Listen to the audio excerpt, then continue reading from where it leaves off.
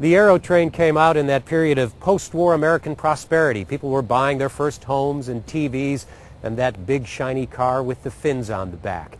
Well, a lot of that is history, but which part? Patrick Murphy tonight on the American Dream then and now.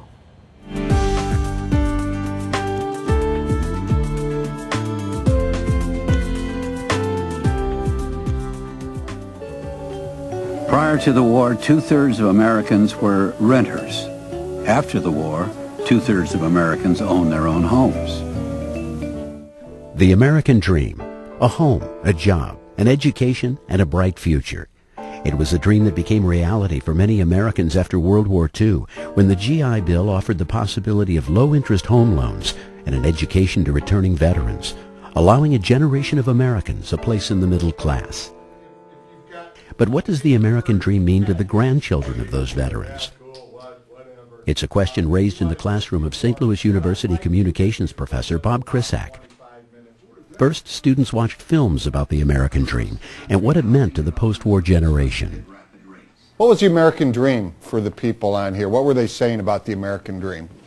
The white picket fence and just owning your own house, and now those are kind of things that we've grown up already having, so we're dreaming of bigger and better things. I think the American Dream is about how in America we're able to accomplish all these things. You can do whatever you want if you set your mind to it. You have the opportunities to do whatever you want to do.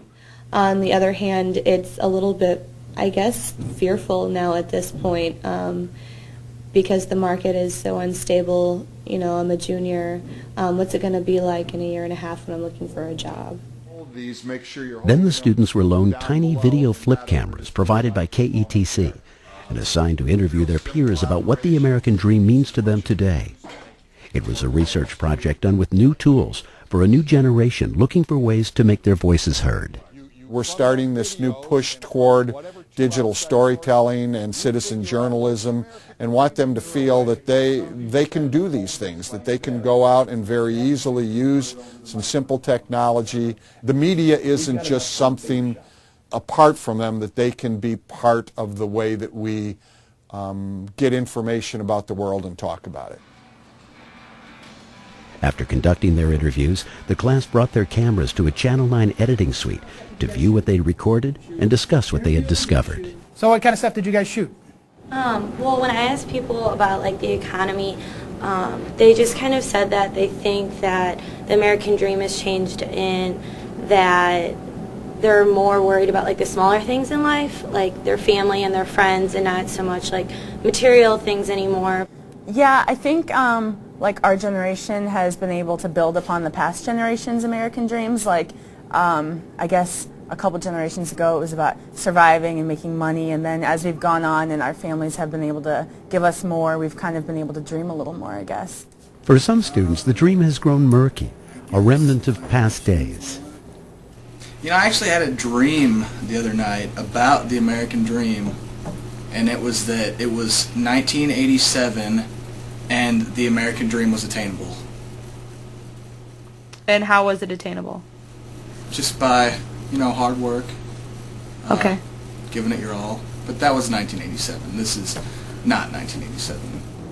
I had a guy say that the American Dream really had nothing to do with people or their views at all. It was really what the government told you, or the advancement opportunities that the government gave you. So really it was in the hands of the president or what the government wanted for you. Others, in spite of the recession and dim job prospects, expressed faith in government.